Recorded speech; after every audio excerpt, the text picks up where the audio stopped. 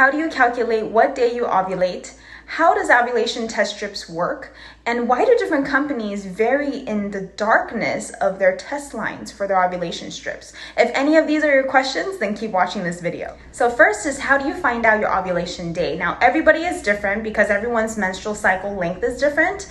Menstrual cycle length is the first day of one period to the first day of your next period, that duration. And mine is typically about 35-day cycle, but most people I heard are on a 28-day cycle. If that's you, then typically your ovulation day will be 2 weeks before your next period. But again, everyone's different. For me, it's 1 week before my next period. So how I was able to get pregnant, I actually needed to use LH ovulation test strips. So that leads to my next question I will be answering is, how do ovulation test strips work? So I actually use MomMed's ovulation test strips. Now, all different brands, it doesn't matter what it is, it works the same way. So there is a test strip that you will be dipping into your urine, and that will actually help you track your LH. LH is luteinizing hormones. So as it gets darker, as that test line gets darker and it reaches that baseline color, then you want to start actually getting ready to do the deed, because now you're approaching that peak.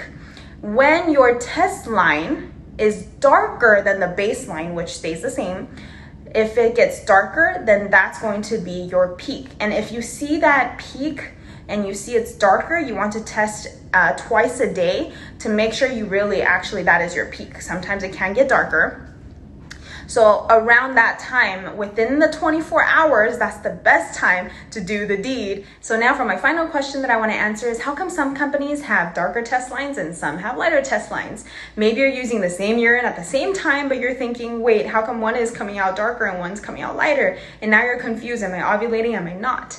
And remember, the focal point is actually the baseline. That's the judgment line, the comparison line, if you will. You want to make sure that you're watching your test line and seeing if it's getting darker, approaching that color. And then, of course, when it gets darker than the baseline, then you're ovulating. So every company's baseline standard is actually different. Some companies darken or deepen the chroma of that baseline so their phone app can capture it easier, and some companies choose to have it lower. It doesn't make one company better than the other. It's really just their standard that they set for their baseline. Here I have included the colorimetric chart so you can see 0 to 10, the different shades that companies choose for their baseline. And MomMed's standard for their baseline is a 7. And MomMed recently did more research and testing just to make sure that they're providing the best services to their customers. They took 10 different urine samples with 10 different batches of their test strips. They tested it out and made sure that all of it shows different LH levels, and they did, which means that their test strips are working properly. So rest assured that it is working properly and that different companies just have different standards for their baseline. I hope this had answered a lot of your questions or concerns. If you do have any more questions or concerns, make sure that you reach out to us. You can reach out to MomMed or you can reach out to me directly, and we're more than happy to answer your questions for you.